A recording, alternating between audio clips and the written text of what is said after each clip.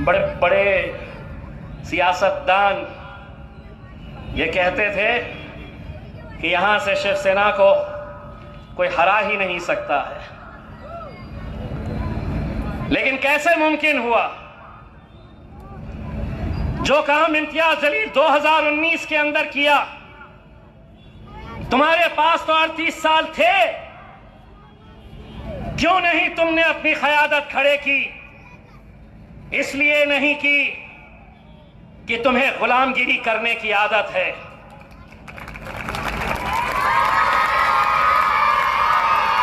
तुम्हें औरों के तलवे चाटने की आदत हो गई है।